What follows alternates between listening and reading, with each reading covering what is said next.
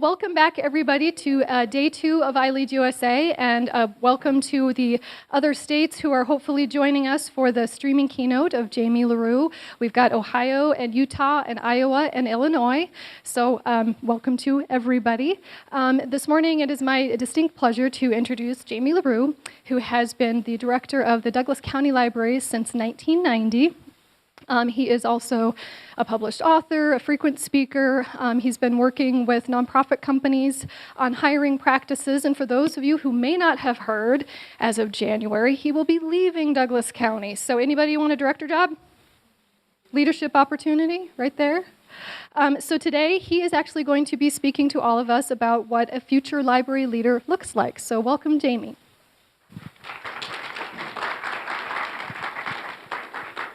Thank you very much. Some years ago, I was going around talking to everybody in the staff, and I just asked 3 questions. I said, tell me, how did we get you here? How did we get you to apply to Douglas County Libraries? And they told me. And then I said, tell me about some skill that you have so I can make sure I can plug you in if we need you later. And then I said, and then tell me anything else you think I should know. And this one woman said, I want your job. She was 26. I said, that's great. I said, I can help you. She said, what can I do? She said, quit. So I did. I want to talk about 4 things today. First, I kind of want to give you some general kind of comments about leadership, some of the LaRue's laws of leadership, and I'm sure they'll be very famous eventually. And then I want to talk about 5 trends that I think really are fundamentally transforming our libraries over the next generation of librarianship, and I think will offer you a tremendous opportunity to be leaders in these specific areas. Then I got a couple of kind of a call to action to, I hope to exhort you to exert yourselves, and then finally just a few comments. So, we are looking at a program called XMind, and XMind is a mind mapper. The first great truth of leadership is it's hard to move things around on a screen. Okay? Anything is possible, right? We can put men on the moon. I've seen people install ILSs against all odds. It's possible, I think, to make significant changes not only in cultures, within a library. Pam Sandley and Smith and Anythink came in and turned around a library faster than I would have said was even possible. And then I think it's even possible to change society. Martin Luther King comes in, one guy, turns things around. Leadership, anything is possible. And I think the thing I would like you to think about is that in order to do something that is genuinely impossible, it's really pretty straightforward. All you have to do is treat it like it's inevitable. And I remember reading about something in biology that just really stayed with me, and it's the idea that human beings are primates. And so in the wild in Africa, when there are monkeys running around, so a whole bunch of monkeys around, and then suddenly a hyena shows up, all of the monkeys stop and look at the lead monkey. And if the lead monkey kind of looks around and goes, okay, let's get organized, starts heading for the trees, starts moving, everybody stays calm and moves. If the lead monkey freaks out, there is total panic. So if you want impossible things to happen, if you want to stay calm in case of crisis, that's leadership. Just treat it as inevitable. Of course, I saw this coming, we'll move over here. Anything is possible. And the second great truth of leadership is that it's a miracle that anything ever works. If you just even think about it this way, it's like even our throats, right? We eat with them and we talk from them. It's an accident waiting to happen, it doesn't make any sense. Every time I hear people talk about intelligent design, there's nothing intelligent about the human body. Everything about it is crazy.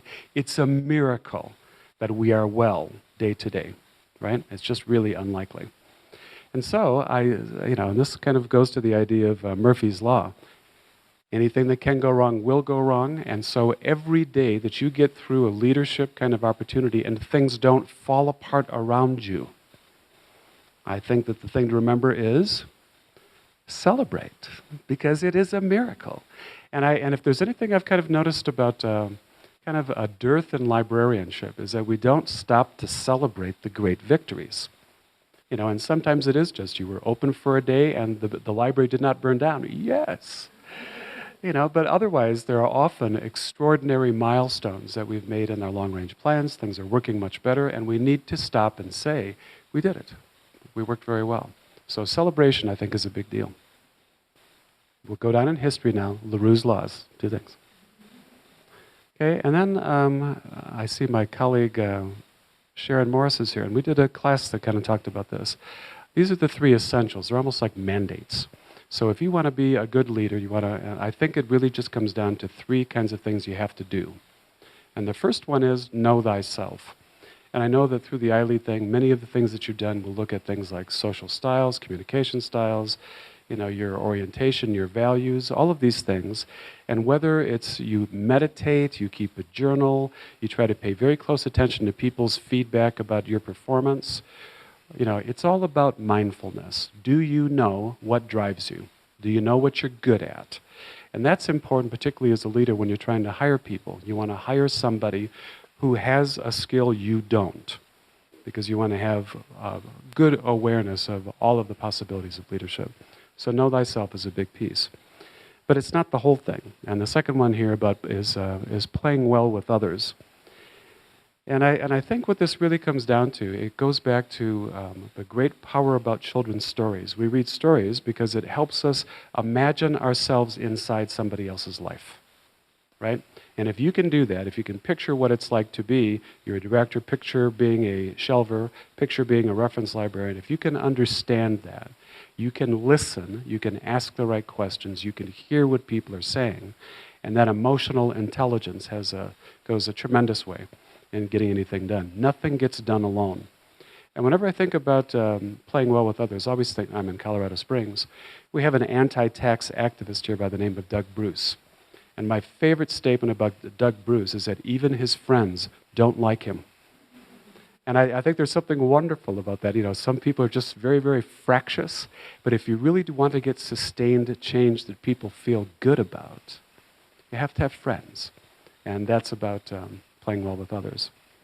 And then this last piece is something that I think, again, often gets overlooked, and that's the idea that the responsibility of leadership is you're supposed to leave it better than you found it. There has to be real change. You're not just a status quo keeper of the, maintaining things the way they've always been. So I want to do a quick little survey, and those of you who are in the Midwest, my old hometowns, I shout a wave at you. Just kind of wave your hands and look around within your local group. So the question here is, I'm going to name a category, and you tell me, in your job, do you want more of it? Do you want less of it? Do you want different? Or is it about right? Okay, so let's talk about tools. The tools of your job might be an iPad, might be a PC, might be an OPAC terminal, might be the desk. How many of you would like more tools? Okay. How many of you want fewer tools? You're tooled out. Okay. And how many of you just want different tools? And how many people in the room have it just right? Okay, 2. All right. All right, now let's talk about money. Okay, who wants more money?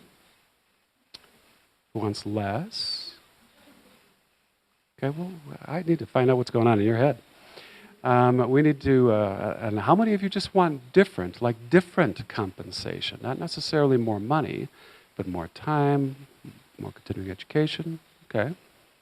And how many people, you've nailed it, you're right where you want to be? Nobody that time, okay? Supervisors, how many want more supervisors? Fewer? Different? Okay. And how many in the room have hit their target weight? Okay, well done, congratulations. My point about this is that the great lie that many people will say is that people hate change, right? Absolutely false. What did we just learn from just talking about a few of the dimensions of your job? Virtually everything about it, you want change. The deal is, you want some control over the change. You want to pick the things that are changing. You want it to be better. And so I put that out there to say that when somebody tries to argue with you that people hate change, there's so much resistance to it, absolutely false. Change happens all the time. There's nothing we can do to prevent it. But what they want is some influence over the change, a change for the better. And I think that a real focus of leadership should be on that. Okay. Now let me move down to the trends. The first one is, and I'm astonished that more people don't know about this, so I'll kind of walk you through the syllogism.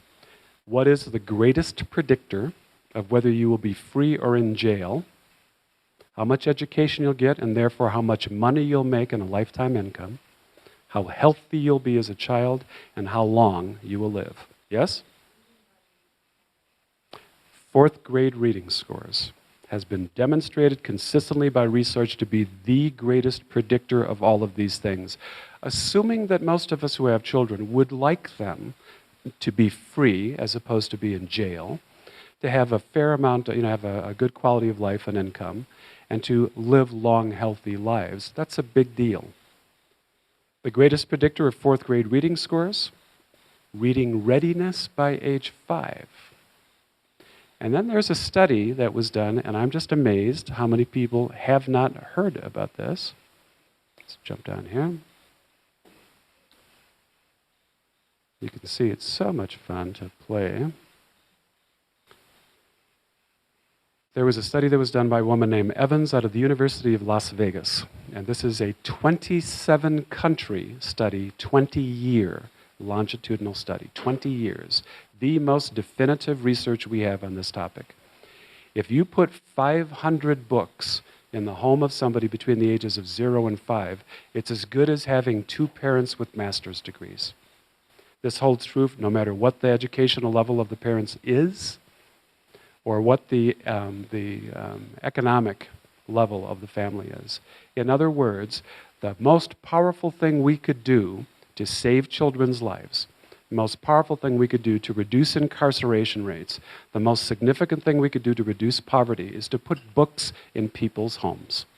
If that isn't a ringing endorsement for the value of emergent literacy, I don't know what is. So I really believe that of all the things that we talk about, fully 1/3 of Douglas County, 1/3 of all of our business is children's books. We check out more kids' books in Douglas County than any library in the state. And that's because we are absolutely shameless about the promotion of those books. And I think that's because the effect is significant.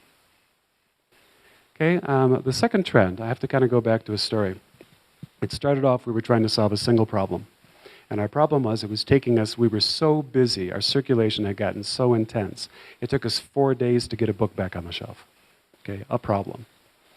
And we said, what do you do about that? And my staff at first said, well, let's expand the circulation desk, or Fort Circ, as I like to think of it.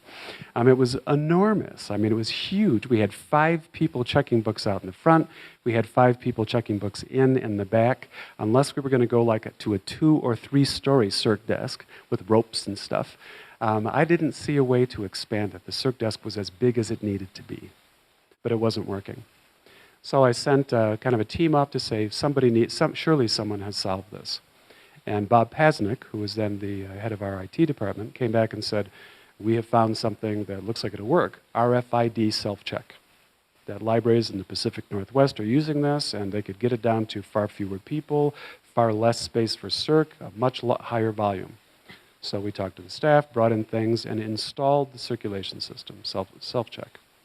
Well, you can imagine, of course, when now suddenly one person can stand where there used to be 5, and one person is in the back checking in everything, one person instead of 5, what does the natural staff response? Am I going to lose my job, right? Are you going to fire me? And our comment to them was first to say, let's stop and look at this job. If I can get a machine to handle the dumb mechanical labor, then I've liberated your intelligence. Now I've freed your time so that we can use your smarts on something else. And there are a lot of carpal tunnel syndrome issues there. And I said, so as people leave, here's what we're going to do. I think Circ as a department is dead. Circ is dead. We don't need that department as a cost center of most of our libraries anymore. But we still need intelligent people. So a year from now, there will be fewer of you, because you leave through the course of a year through attrition, fewer of you doing a different job, a new job, for more money. Okay? Not a bad promise, right? My first job when I was in high school was I put the little cards in order every night. alphabetical order to put it away. That job is gone. So we had created this brand new position, patron assistants or patron service technicians. And they showed up and they were, doing reader's advisory and they were building displays and books were flying off the shelf. Now when somebody returned a book, it took us 45 minutes to get back on the shelf, business problem solved. And suddenly my reference librarians got nervous. They saw all these paraprofessionals wandering around, and we did a study to find out that 85% of the questions that were asked at the reference desk, you don't need an MLS to answer. The 15% that do are tough, and you still need people to answer that, but 85% of the time you don't. And so my reference librarians said, did I make a mistake? Why do we even need reference librarians anymore? And so one of our young librarians, Colby Galston, came into my office to say, did I choose the right profession? And I said, I'm so glad you did this. Come with me, because I'm going to a lot of meetings lately. This is what directors do. I have a tattoo, born to meet. And I go all around the county and I'm talking to the various municipalities. And one of the things we learned was that in every one of these towns, people were trying to figure out, how do you make a successful downtown? How do you prevent businesses from closing? And in downtown Parker, they were ripping up Main Street, putting in a new sewer line. And the business owner said, do we have to put it back the same way? Or can we fix it? Can we figure out a way to make it more pedestrian friendly? Can we change the architecture? Can we change the street configurations? And so I walked into this meeting with Colby, and I said, gentlemen, there are 80 men who own these things, and I said, the work that you're doing is so important that I've assigned a reference librarian to you. And the look on their face was total puzzlement. It was like, what? We have like a mascot, or how's this going to work? And so Colby watched them for 3-4 weeks and came back and said, I've identified 4 leaders in this group. Is that right? And I said, yep, those are the 4. And she said, now what? I said, now you take them out and you do in-depth reference interviews. You ask them, what are you trying to accomplish? What are the limitations to your business? What are the opportunities? What information do you wish you had? And do in-depth reference. Well, they came back, and the branch manager said, okay, we've got 4 genuinely difficult, meaty questions that have never been answered before. And get this, they never would have taken them to the library. Things like, we're trying to redo the facade to Western architecture. What the hell is Western architecture? Is there an answer for that? Or, we want to redo the streets. Are we going to have angle parking or parallel parking? Which one results in greater pedestrian access? As 2 examples. So as the branch manager was describing this, the reference librarian said, okay, I'll take that one, and I'll take this one, and I'll take that one. And then we learned something interesting about reference. Those of you who have done reference know that the typical transaction, somebody comes up, they ask for something that has nothing to do with what they actually want. You do a reference interview, figure out what that is, and then you push some resources at them and say, come back if you need more. Right? Typical reference transaction. Is there anyone who thinks that that would work for a group of 80 businessmen? No. So my reference librarians came back with bushel baskets and grocery carts full of database citations and reports, and I said, that's not going to work. What do we need? Someone said, we need an executive summary. We need some way to make sense of all this. Really not something we talked about when I was in library school.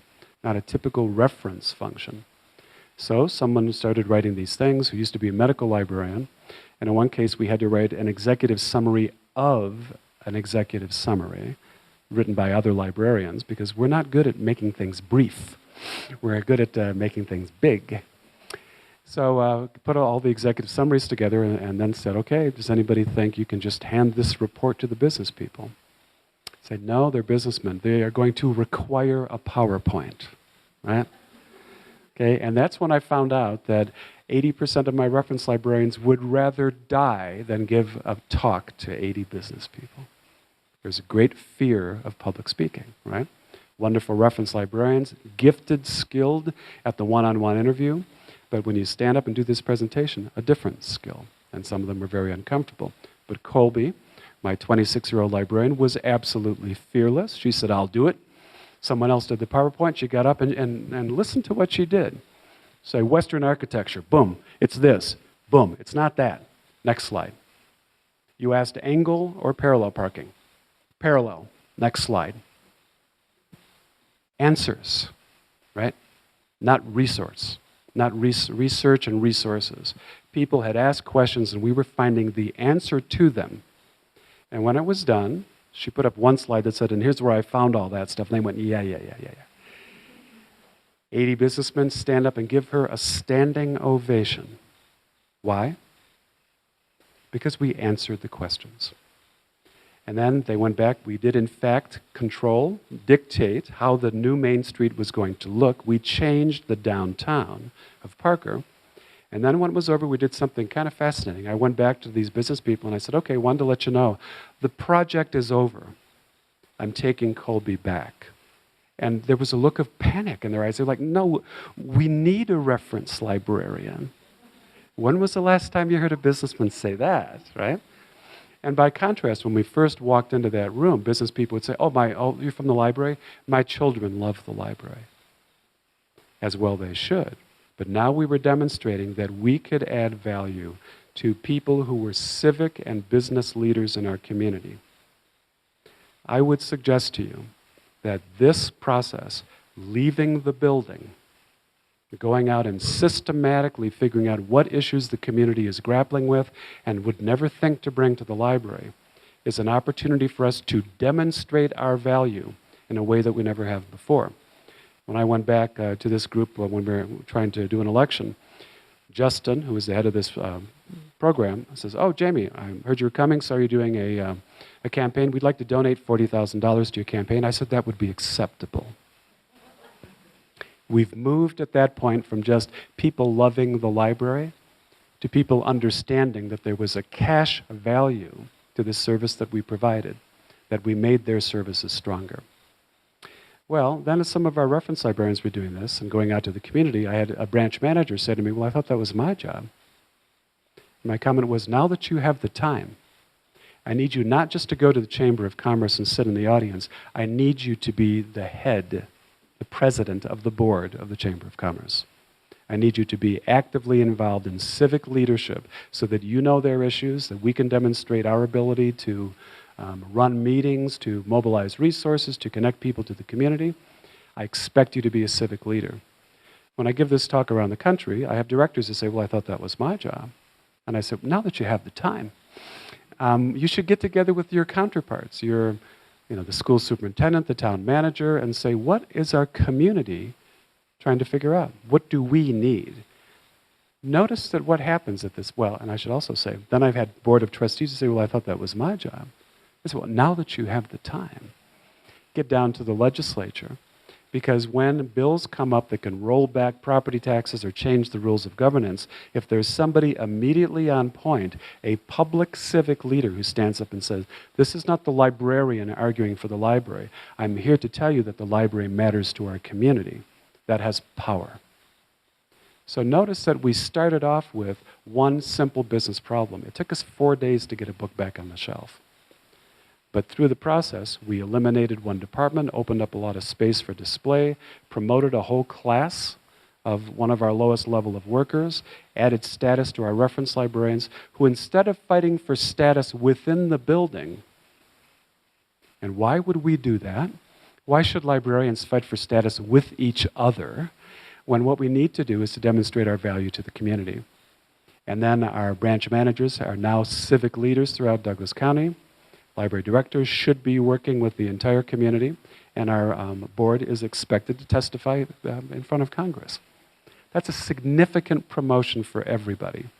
And I really believe, as I highlight this, just as emergent literacy is key to our ongoing success, community reference work that is not just about one-on-one, waiting passively for someone to come and talk to us, but actively seeking an issue that no one else is solving, applying our reference skills to that, applying our organizational skills, applying presentation skills to say this is the answer, gives us the ability to have a profound impact on our communities.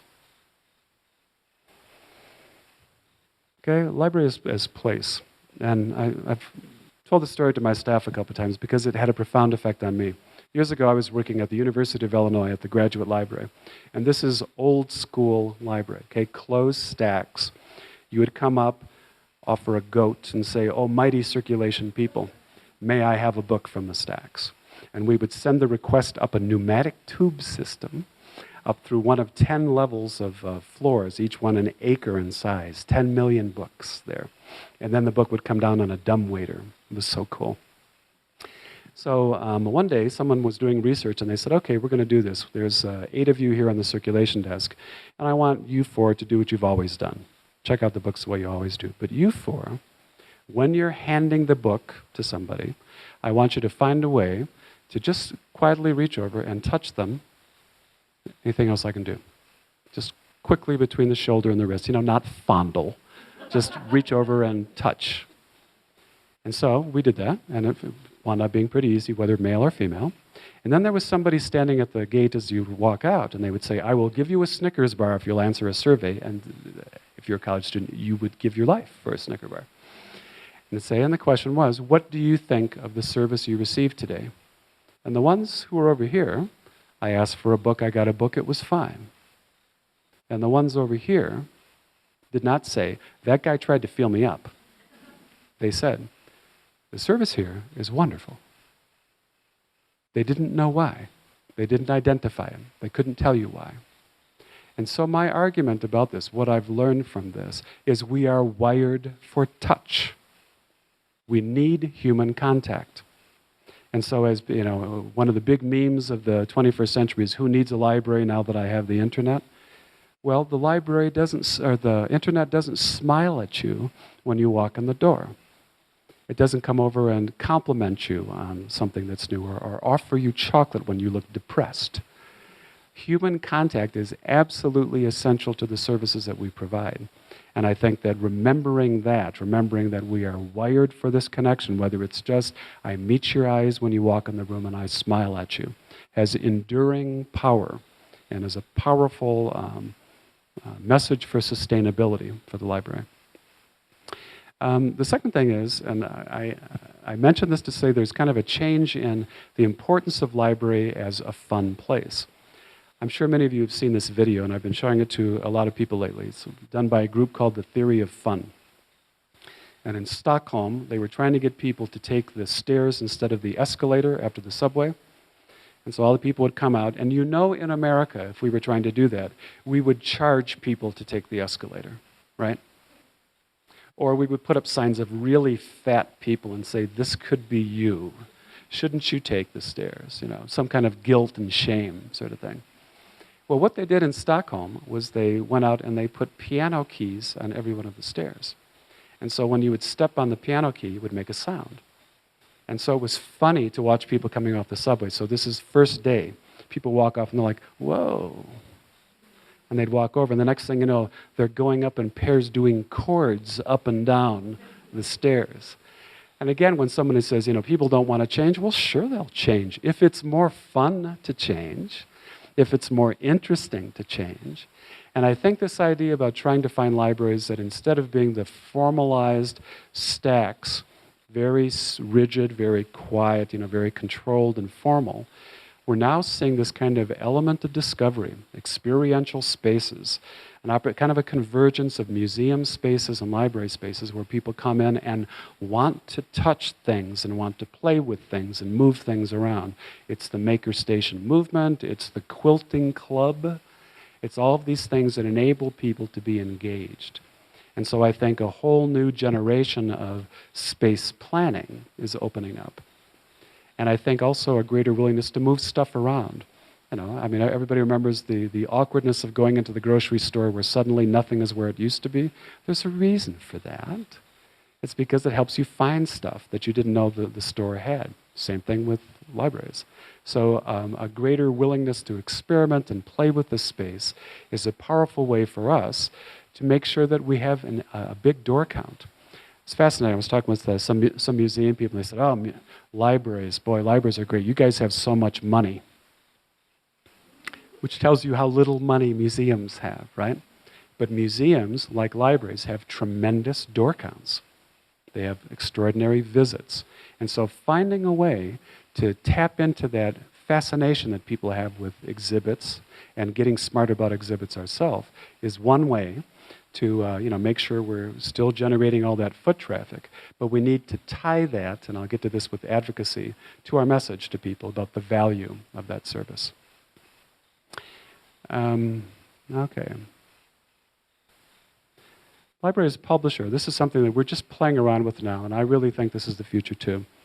So everybody knows about all the issues we have with ebooks. We sacrificed ownership without talking about it. We sacrificed discounts without talking about it. We sacrificed integration. We started paying $84 for the latest book by Danielle Steele, which we did not own. And so one of the things Douglas County Libraries did was to say, well, let's do our own ebook platform. We invested in that, opened it up, started buying from over 900 independent publishers, small publishers, 10,000 self-published authors, and those materials are now finding their audience. Well, that's one story. But the more important story is this. Once you have an e-publishing platform, you are a publisher. And now we're not at the end of a distribution chain. We've swum upstream to get much closer to the source of this content. And so I think what's happening over the, again, next 10 to 15 years, here's a couple of predictions for you. Big Five publishing as we know it is doomed. And here's why. If you sign up as an author to one of the Big Five publishers today, they get 90% of the profit, you get 10, and they've got the copyright. If you self-publish on Amazon.com or Smashwords, you keep the copyright, and you get 70% on Amazon and 85% on Smashwords. Are there any questions about that? I mean, ultimately, it's not about, so people get very angry about publishers. Well, you meanies. If the authors start to leave, 16 of the last 100 New York Times bestsellers were self-published. 50% of the current best-selling ebooks are self-published. Then things are moving rapidly. What is the role of the public library in a publishing environment where now the issue is not how do you get someone to accept and push your book, how do you get somebody to notice your book? How do you get somebody to find it? We've gone from 300,000 new titles a year to close to 1 million new titles. I met with a group of local authors and I was saying, okay, we have this idea. Suppose we help you write a better book. Suppose there's a big button on our library catalog that says you want to write a book. Pew just did a study about this. 85% of the human race wants to write a book. Amazing, 85%. And they're sure it's a bestseller too. And so you click on that and then it says, do you want to write a good one? Because that's different. And now libraries can say, okay, here's a list of all the books that we have, our reference librarians have put together. You want to get started in writing? Here's where you start. For one thing, if you want to write mysteries, read mysteries. So you know what that's about. Begin with reading. And then here's how you start to write. And then here's a list of writers' groups. And here's a list of editors. And here's a list of book cover designers. And here are the workshops that we provide on a quarterly basis where you can meet other self-published authors and you can do signings and you can try to find an audience.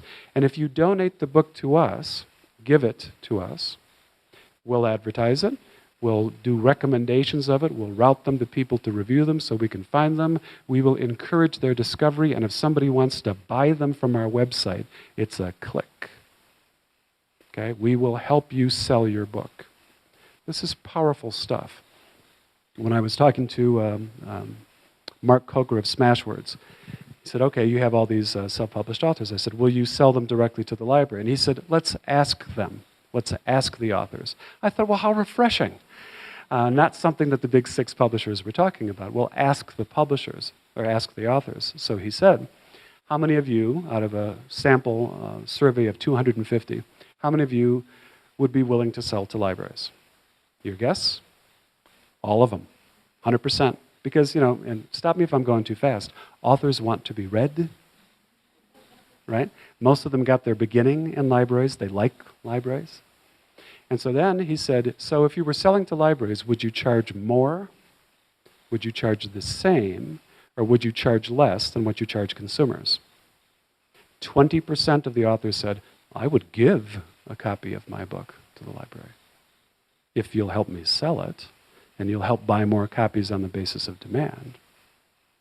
Once again, do we sit and whine to the publishers about how mean they are to us, Or do we say to the authors, why the hell are you hooked up with a publisher? We'll publish your book. Got anything that's fallen out of copyright that you think deserves a second chance at the market? We can publish that. So making an ally of the creator of content is a new role for librarians. It's something that we haven't done before. It's not just curating content. It's actively acquiring new content, encouraging the development of quality work, and helping people in our community find it. I should also point out that a lot of libraries are doing things. We've been experimenting with this too. We had some local history stuff, Veterans Project, oral history transcripts. We made a pretty good ebook, put it up on our catalog. You can download it to the world. And now, as Eli says, I think you have heard or will hear from him, if the role of the 19th and the 20th century library was we were to bring the world to the community, well, now we are taking the community to the world. Google's not going to do that. Amazon's not going to do that. Only we can do that. So I really underscore this as an extraordinary opportunity for the intersection between publishing and libraries. I should also point out something else. Some years ago, I was interviewed by this guy, and he said, okay, boy, the internet's come along, libraries, you guys are not going to make it, right? I said, I am positive that we will survive. We'll be stronger than ever. That reporter who wrote for the Rocky Mountain News is now unemployed because the Rocky Mountain News, after 150 years of running a newspaper, is gone. Why is that? Because the advertising that was the business model for newspapers moved over to Craigslist. There was no money in it anymore. And so, how many of you are seeing newspapers that are skinnier, lighter and lighter about the local news that they cover? This is a problem for our democracy. This is a problem for our society. If we lose news, if we lose people who are actually watching what is discussed in school district meetings and town boards, we have a problem. And so I put this out there to say, maybe it's time for us to take over the news. Maybe what we need to do is establish our own news departments, hire journalists, there are a lot of them and they're cheap now, and bring them in and establish a news department and send them out to cover the news, have them come back, post the news on the library website on a daily basis. We are trusted by our community in ways that the media is not. And I wonder if that might be an opportunity for us as well, to team up with journalists to say, we think it's important that in a democracy, citizens should be informed, and that includes everything that's happening in the community. And the last thing I wanted to talk about here, maybe, is about advocacy. I read a book by a library historian that just really stayed with me. Between the 1880 and 1920, most of the libraries in the United States were formed. Almost universally, they were formed by women. A round of applause for the women, please. Yes, 99% of them formed by often pre-suffrage women. And so here's the thing that I am intrigued by. In all these libraries that were established, not one of them was established by a librarian. Isn't that interesting? They were established by people who were civic leaders, who said, this is essential to us, and they carried the message to other civic leaders. They were the ones who were beating the drumbeat. They were the ones who said, this is essential to our community, our society, our entire civilization. And I think that as I look back over the past generation of leadership and generation of library advocacy, I've been to scores of advocacy meetings. It has been an abject failure. Over the last 15 years, the number of libraries that make it to the ballot is declining. The number of libraries that win when they do is declining. We have a significant erosion of public support for the public sector. Why is that? Because librarians are already on the dole, right? We work for the public. And if we stand up and say, libraries are really important, they say, yeah. And nurses think nurses is important, and teachers think teaching is important. So who carries the message for us? And I strongly believe that the shift in library advocacy comes down to two things. First, it comes down to the recruitment of champions. We have to find people who are already good speakers, already connected to the community, and we have to arm them with information and stories that they take forward to speak on our behalf.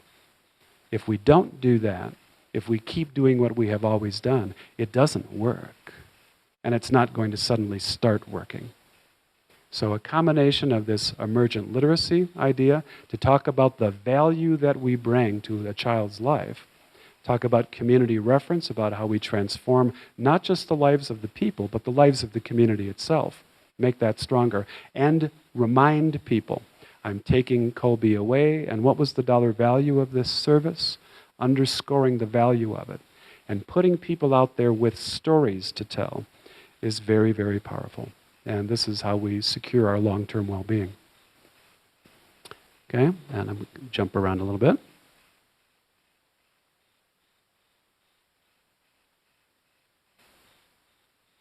This lovely program, by the by, is called X-Mind, a mind mapper. And it's a ton of fun. Okay, so this is it's up to you. What do we need from you as leaders? We need your passion.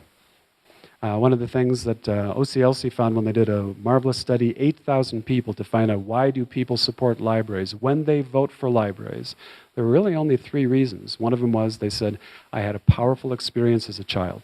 Okay, they remember that. The second thing is they say, I believe in the public good.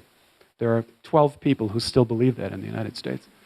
And then the third one is this idea, they voted for you.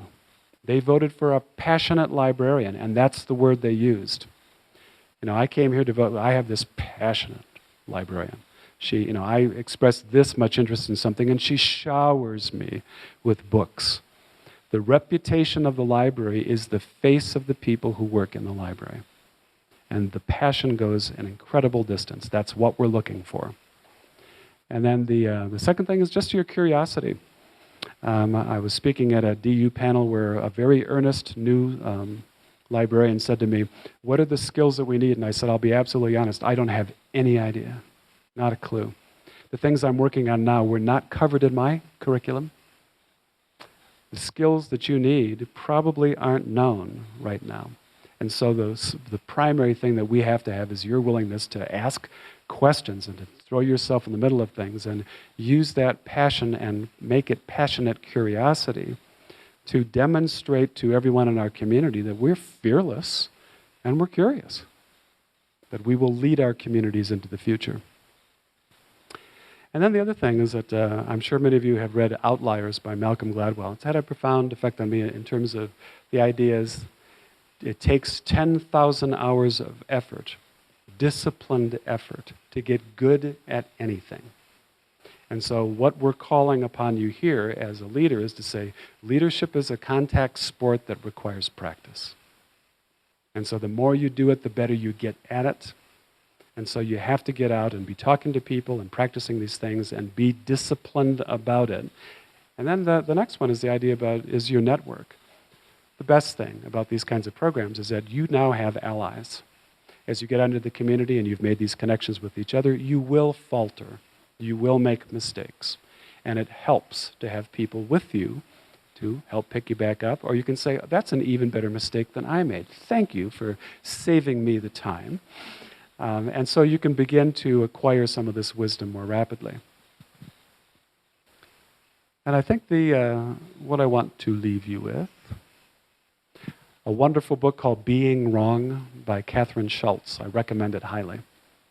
And she says, and if I have a little time, I'll dive into this. There is no one in this room who has not had the experience of confronting clear evidence that you are utterly mistaken, right? It's happened to you, right? And then when I start to ask you, okay, tell me about this one. Oh yeah, I have them all the time. I say, tell me about one. And then suddenly you can't. And here's why. All the research says, when you are confronted with that evidence that you are incontrovertibly wrong, your first response is, no, I'm not, you are. Right? Denial. And the second one is, well, I was almost right. Except for that one, part where I was wrong. And then the third one is, I was misled. I mean, you can see how someone could believe this, but I was just misled. And then finally, the last stage is not admission of mistakenness. It is, I never really believed that. Right? Nobody ever marries somebody thinking it's going to be short term. Right? And then the other thing that I love about being wrong is when you confront somebody else when they're wrong, our first instinct is generosity. Oh, you're wrong? Well, you just don't know what I know. Let me give you some facts, and you'll change your mind. And I give them the facts, and they don't. And now I think, you must not be very bright. And then the third thing is, when they persist in being intelligent in other ways, but they're still wrong about this, I conclude, you must be evil. And if that doesn't describe the arc of politics in America today, I don't know what does, right? We don't listen to each other. It's accusations of wrong. Well, here's what I want you to know, is the time of your life when you are more mistaken than any other time in your life is when you're a toddler, right? You can't control your bowels. You can't talk. You fall over when you're trying to walk. At this period of your life, the average adult laughs 15 to 20 times a day, and the average toddler 300 times a day. And I always thought, wouldn't this be the most fun research project in the world to follow toddlers around with microphones and count how many times they laugh as they fall and get up and fall and get up? So the last message I want to leave with you is this idea that, this is a quote by Friedrich Nietzsche, and he said, "You are fully mature when you recapture the seriousness of a child at play." And so I hope that as you move forward to take your place as leaders in the library community, you remember to have fun. You remember that making things better isn't some grim, awful thing that we do under threat of immediate extinction. It's something we do because we just have more fun doing it than we would doing anything else. And those are my comments. Thank you very much for your time.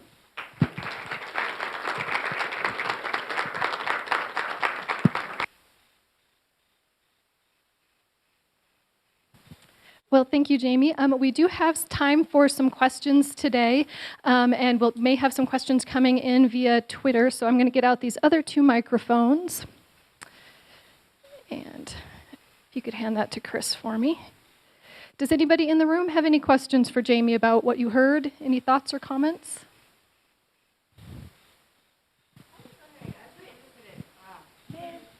I'm totally loud enough, but I'll speak quietly. I was wondering the circulation problem that led to rolling changes throughout your library. How long would you say that took? And also, is it a done project, or is it always going to be a work in project to consistently change people's understandings of their job? Two questions. First, the circ thing is done. The circ desk is gone. The job is gone. And that took about 2 years from I think the whole introduction of when we first brought everything in to before the job was eliminated and other people started assuming different roles. I don't think that part's done. As we talk about community reference, we've tried 3 different approaches. One of them was this notion of we're going to take 10% of your time as a reference librarian, get out into the community. Well, then we began to find there's traps there too. Somebody shows up at the League of Women Voters and finds that the only thing they're talking about is what they're going to have for lunch. So embedded librarianship, where you just go somewhere else and sit, is not, I don't think, a good trend. I don't think it gets us anything. And I think learning to show up at a place and say, what are you doing anything significant? No, I'm out of here. Are you doing something significant? Can I add value to it? No, I'm out of here. And that willingness to keep moving around and pick the right projects and ask for the right resources and make sure we can deliver on that. That process we're still tweaking it. We did something else that I'll recommend, and you might consider taking this back to your own libraries. We sat down and brainstormed who are the movers and shakers in our community, and we came up with like 45 people. These are the elected officials, these are the people who are involved in education, these are the people involved in business, not-for-profit leaders, faith-based leaders, and civic leaders like Civitan, Rotary, that kind of thing. And we went to them and said, we have 3 questions for you. First, tell us what your constituents are most concerned about over the next 18 to 24 months. And the reason you do that is that leaders are constantly talking to people and they distill things, right? They're gathering patterns, they're gathering trends, they're gathering meaning. And so by talking to one person, you get a lot of this stuff. Second one is we said, what decisions are you going to have to make over the next 18 to 24 months, and what information do you wish you had before you made that decision? Meaning, is there a way for us to help you? And then the third one is, who else should we talk to? Well, this exercise was fascinating for several reasons. First, for the civic leaders, they had never had anybody contact them and say, we wish to speak with you because you are wise. This made us very visible to them. And notice that our advocacy didn't consist of saying, let's tell you how wonderful we are. We didn't talk about ourselves. We talked about them. We talked about their interests. And because of that, they said, these are smart people. They liked us. And so raising visibility was the first result of that. The second one was we had staff who weren't sure they wanted to do this. I wasn't trained for this. I'm not sure, I'm not good at this, but came back from this like, everybody needs to do this. Because they learned so much about what was going on in the schools, about the commerce, and they thought, almost all the time, libraries can do something for any group we talk to. And they came back full of ideas. I can make a difference. But then the third issue is that, so once you've gathered all this information, what do you do with it? How do you aggregate it and make some sense out of it and turn it into a project? And that's the piece I think we're still playing with. We've got one project that we got out of that interview process, which was like to launch a volunteer portal, where we're leading that for the county, kind of a dating service. You go in and you say, okay, here's my profile, and then all the other people that match that will help you volunteer. And we think that's a good kind of community solution. Is that the end? Have we figured out the right process? No, I'm still playing. Okay, it looks like we might have a question from Twitter. We have a Twitter. We have a message for you, Jamie, from a former colleague, Gwen Hughes Harrison. Hi, Gwen. She worked with you apparently at the Lincoln Library, What? Spring Patch, Illinois. So she says hello. Springfield, not Spring Patch. I copied and pasted it looked like. So let's see here. Another question from Illinois is they are wondering a follow-up to the question about the circulation desk. What would be the new titles of those people that were formerly circ people? And are they still doing the activities, or what types of activities? Yeah, the title we gave to them I don't think is all that terrific. I think we could do better than this. I think we call them the Patron Services Technicians, right? Kind of a psst, which I guess is better than shh. I don't know. But I think their primary responsibility, although they still do circ functions, somebody has a difficulty with a fine or a hold and straightening those things out, that still happens. But I would say far more of the time is spent wandering. They are building displays. 60% of our adult circulation comes from displays. And the primary function of that position is to build eye-catching displays that move materials. And so that's a big part of their job. They also fill in at the reference desk. I think that was an interesting kind of cultural shift. It used to be circ and reference, and then you have this kind of merger of an adult services desk. And I think an awkward period when trying to figure out when have I asked you a question that you don't feel qualified to answer, and the answer to that is then you pass it on, right? Then you're just referring this to somebody else. And then some reference librarians who weren't all that thrilled about having to learn to run the cash register, because there's kind of a merger of those functions a bit. Hence the importance of asking the reference librarian to leave the building to say only you can do that. And so again, very much a rippling effect of job changes. Let's check back with the room. Anybody else in the room have any questions for Jamie? Okay, anything else from Twitter? Mike Dargan writes, does your RFID project include a sorter or security gates? Sorter, yes. Security gate, no. I don't know why anybody does security gates anymore. And I'll just be honest about this. We've spent, in some of the libraries, have been in like $30,000 per gate. And I have yet to see anybody get tackled. I see them sometimes go off mistakenly. And I honestly think that you could just do something that would be far cheaper than that. What we found in our community, and I recognize that communities will vary with this, is that our loss rate, theft rate, is under 2%. That's better than any retail operation that I know. Our loss rate is higher for things that people check out and don't bring back, which is the most thoughtful kind of thief, because they tell you where they live. You know, and so my feeling is about the security gate is not a big issue for us. The automated materials handling is huge, though. And that kind of volume, that's what enabled us to get to the 45-minute check-in. Somebody drops something off, it's checked in before they get all the way into the building, and then it's often shelved by the time they're ready to leave. Laura? I will follow up what you just said with a question about your loss rate. We lose DVDs like crazy because they can put them in their pocket. How do you prevent that? Or do you have any cameras or measures that you use? You know, it's interesting. We played around with something about this. It's putting that little, you have to run it through the special anti-locking thing. A pain for the patron, a pain for the staff, but successful. It absolutely reduced the theft rate. And our staff complained about it so much, they said, please remove this. And I said, if we do, we will have a rise in the theft rate. And we did. But here's the thing, that format is going away.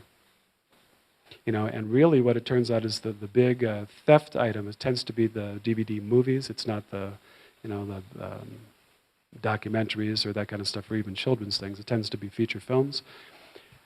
Just view it as a little parting gift to your community. You know, I hope you enjoyed the format. We're going to buy some extra copies of it because in 5-10 years, this format will be dead. It'll be streaming or nothing. Do we have another Twitter question? We have Sandra Fritz, who just wants to say that Illinois wishes to express their love. Ah. Well, right back at you, Illinois. And Angela? In our district, we don't have certified librarians at all, and I work for a school. How do you think paraprofessionals can get into our community and help that way? In the school community? In the school, but be within our community as well. Could we go to those civic leaders? Do you think they would be willing to listen to us?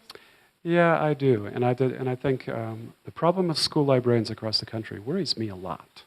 What I'm seeing is that I know even in Colorado, the average age of a book in a school library is 15 years.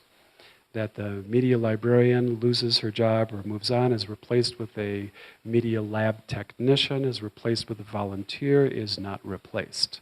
Kind of works like that.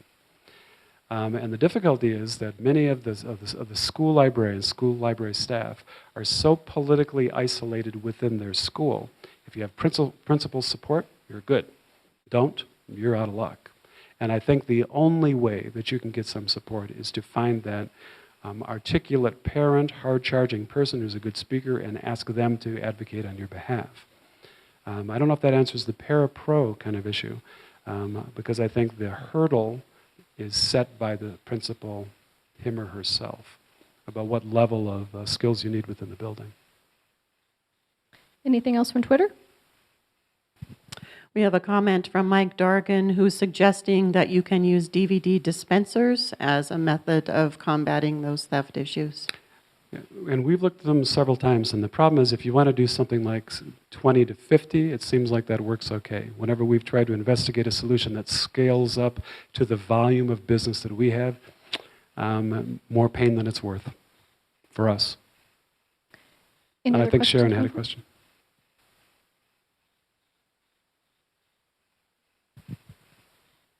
When you started sending librarians out into the community, did you give them any extra training because maybe they're not comfortable with that, or did you pick certain people to start that? How did that morph?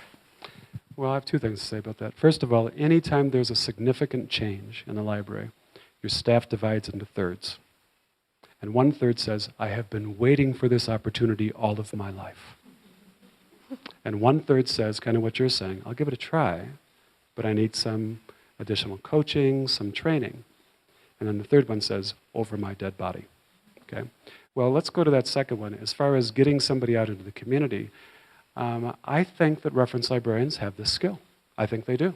What is the reference interview, if not the fundamental skill of the reference librarian? All we're asking you to do is to find out what the question is. And I sometimes think that like maybe a facilitation training, and we've messed around with this a couple of times to try to find someone to teach this. How many of you have ever been in a meeting that went on and on and on because you didn't know what the question was? I remember sitting in this meeting and thinking, boy, we need a librarian. Wait a minute, I'm a librarian. You know? And then you stand up and say, okay, well, can we help you figure out what the problem is? And I think it's not so much that we need new training as much as we need a new application of things we already know. Any other questions from Twitter? There is one more question from Illinois. They are curious to know what your children's librarians do. Children's librarian at this point, kind of interesting. So a lot of, the program outreach, very much the internal display. At this point, although I guess it's, well, story time is, I think, still the essential service. And I think that I remember the key change about this one is I'm not sure that they're doing anything different, but they probably talk about it differently than other librarians. One of the things that we said is that I need you to give a commercial about the value of the story time. And oh my God, the look of panic in people's eyes. I didn't get into this business for sales. And I would say, okay, well, here's the 20-second pitch. You stand up and you say, parents, thank you so much for caring about the education of your child. Thank you so much for understanding that these simple skills that we give you are going to result in a very well-educated, healthy child. Today we're working on rhyme. Keep working on that when you get home.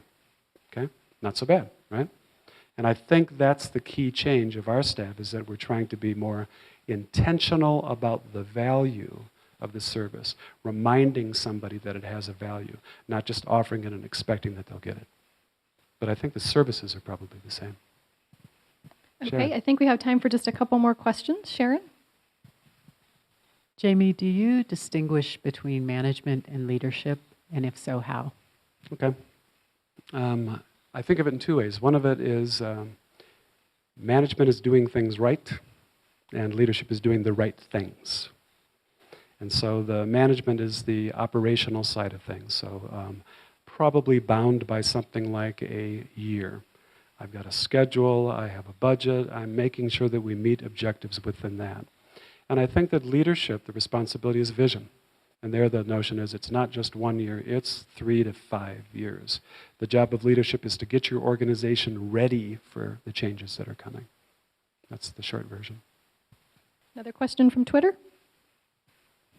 Final question from Illinois. They would like you to repeat the name of the longitudinal study that you mentioned. Okay? And where they could find it. Yeah, and I'd like to memorize this, but it's like one of these academic things that has like 150 words in the title.